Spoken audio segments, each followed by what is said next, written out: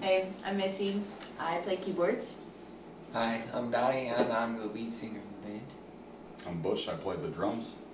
I'm Bruce, I guitar. I'm Joe and I play the bass guitar. I'm Jonathan, guitar. Who are you guys? We are Locrian Manor!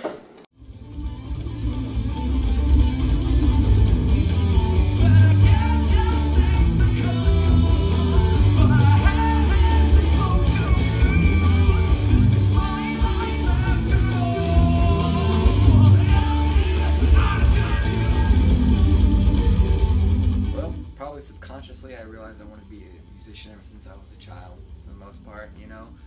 And I was 4, I was playing on a drum set, keeping a beat and all that other good stuff. My biggest influences was definitely my parents, my mom and my dad. They were both in bands, and I grew up around it. I couldn't escape it even if I tried to. As far as bands that I like to listen to, it was Metallica that had a huge impact on me, and switching from this countryside of music that I was raised up with to a more hard rock style. And as I matured, I went through college and started listening to jazz and a bunch of other stuff, and it just all mixed together and kind of made me the musician that I am and gave me the style that I have. Well, I've kind of been playing music basically since I can remember, probably since the age of 4. And my mom was a big inspiration. She played music and sang, wrote her own songs. They're all like church songs, but she did her thing, and it was really cool listening to her play. And so it's kind of where I got my start, was playing in church a lot.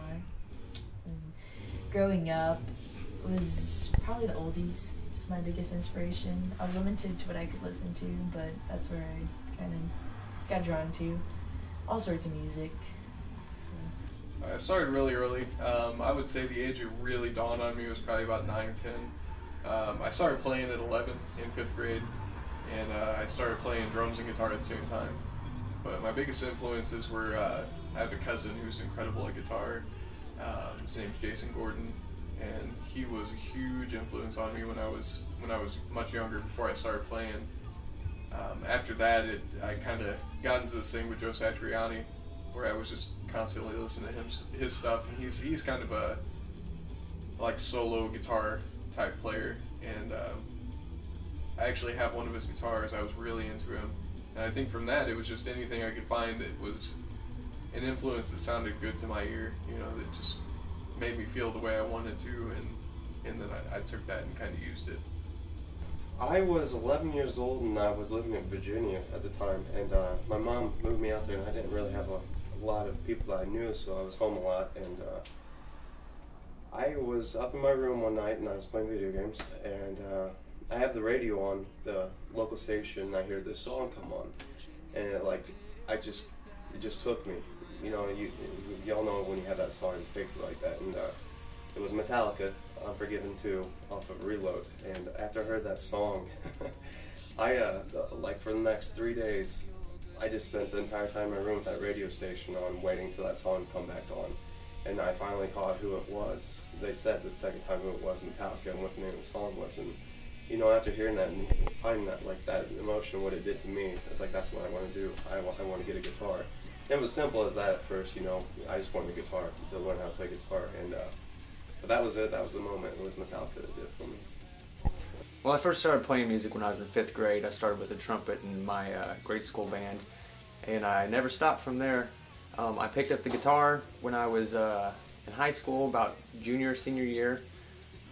I spent a lot of time teaching myself how to play the guitar, and I played the guitar for about 15 years, and now I play the bass guitar for Locrian Manor.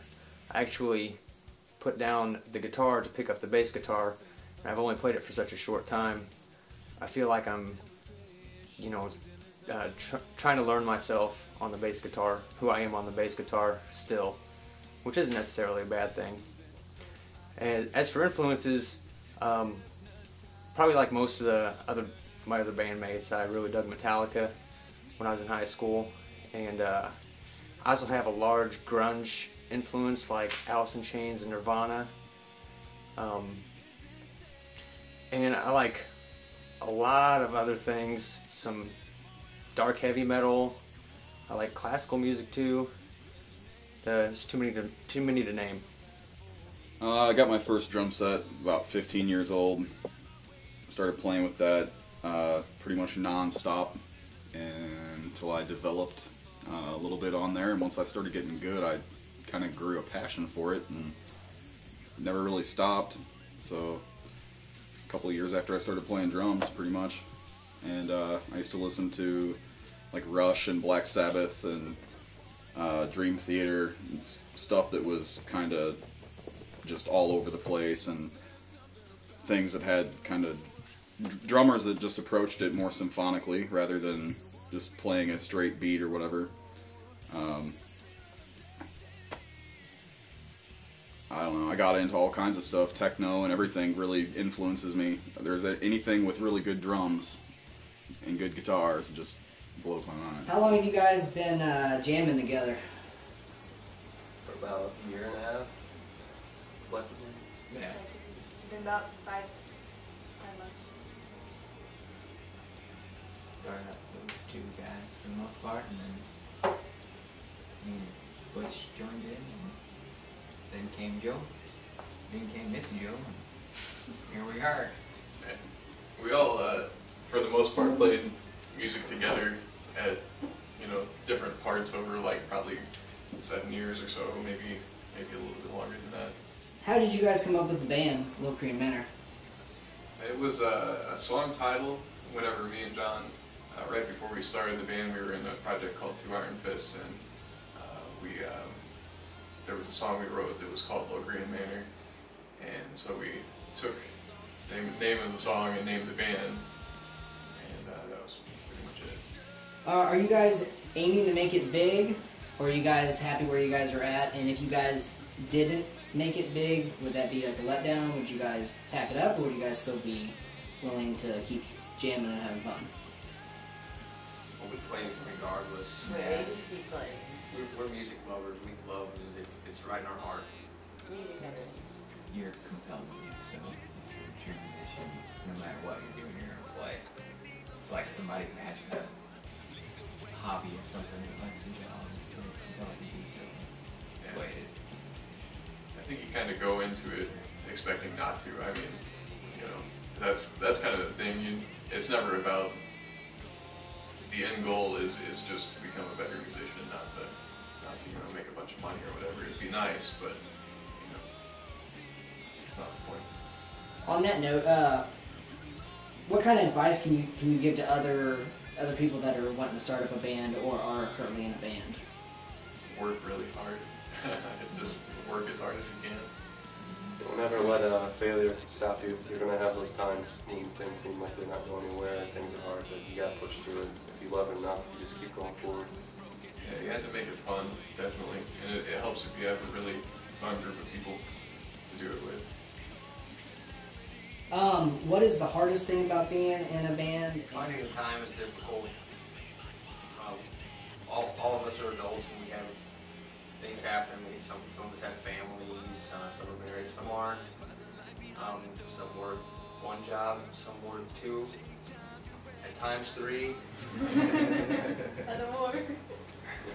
But it's difficult to get together sometimes, but we still manage to on a pretty regular basis. It's kind of difficult to organize things too. There's a lot that goes into it, we have the Facebook page, we have the MySpace, we have our website that we built, and it's just, like trying to get yourself out there and not be annoying about it, because a lot of people, just instantly don't want to hear it. Just getting shows together and all that stuff. That's one of the most difficult parts, I think.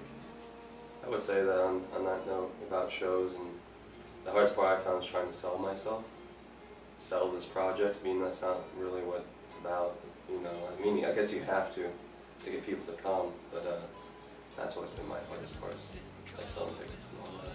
Holding out for